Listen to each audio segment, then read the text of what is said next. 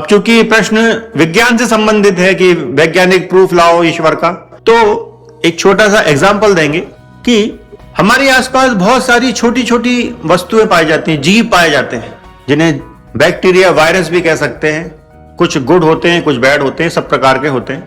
लेकिन एक छोटे छोटे जीवों की एक पूरी श्रृंखला हमारे आसपास पाई जाती है, लेकिन हमारी नेकेड आईज से हम उनको देख नहीं सकते। क्या हम बैक्टीरिया वायरस इत्यादि को देख सकते हैं? नहीं देख सकते ना। उनको देखने के लिए हमको एक विशेष विधि का प्रयोग करना होगा। हमको माइक्रोस्कोप जैसे यंत्रों का प्रयोग करना पड़ेगा और उन्हीं के माध्यम से इन सूक्ष्म जीवों को हम देख सकते हैं। जैसे कोरोना आया, कोरोना एक वायरस था, तो क्या हम अपनी नेकेड आईज से उन कोरोना के विषाणुओं को, वायरसेस को देख सकते थे क्या? यदि देख पाते तो कितना आसान होता कि अरे वहां कोरोना का वायरस बैठा हुआ, वहां नहीं जाना। कितना आसान हो जाता, लाखों लोग मरने से बच जाते, क्योंकि दूर से ही देख लेते अरे वहां कोरोना है, वहां मत जाना। ये देखो हमारे बाजू से निकल रहा है कोरोना वायरस। ऐसा हुआ क्या?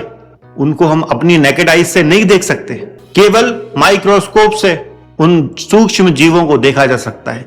और ऐसी बहुत बड़ी संख्या है जीवों की जो हम इन आंखों से नहीं देख सकते। तो यदि इन आंखों से हम नहीं देख पा रहे हैं उन चीजों को, तो इसका यह मतलब तो नहीं है ना कि उनका कोई अस्तित्व नहीं है। अस्तित्व तो है, ये हमारी अक्षमता है, हम मनुष्यों की अक्षमता है कि हम उन चीजों को नहीं देख पा रहे हैं, उन जीव जंतुओं को, बैक्टीरिया वायरस को नहीं देख पा रहे हैं। उनका अस्तित्व तो है, कमी हमारी है, हमारी आंखों की कमी है, हमारी आंखों की असमर्थता है, अक्षमता है कि हम उनको नहीं देख पा रहे हैं। तो क्या उनके अस्तित्व को नकारा जा सकता है कि बैक्टीरिया वायरस कुछ होते ही नहीं है क्योंकि वो दिखाई नहीं देते?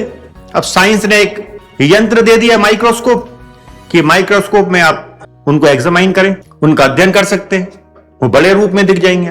कोरोना के वायरस लोगों ने देखे टीवी न्यूज में, सब लोगों ने देखा कि ऐसा ऐसा होता है, लेकिन वो नेकेड आईज से नहीं दिखता था। उसके लिए एक यंत्र की आवश्यकता पड़ी, एक विशेष विधि की आवश्यकता हुई उन सूक्ष्म जीवों को देखने के लिए। ऐसे ही जो ईश्वर है वो इन सूक्ष्म से भी सूक्ष्मतर है, तो वो कैसे बातों से ही मिल जाएगा क्या कि कहीं भी देखा जा सकेगा? जैसे सूक्ष्म जीवों को इन नेकेड आईज से नहीं देखा जा सकता, ऐसे ईश्वर को भी इन चर्म चक्षुओं से, यानी इन चमड़े की आंखों से नहीं देखा जा सकता।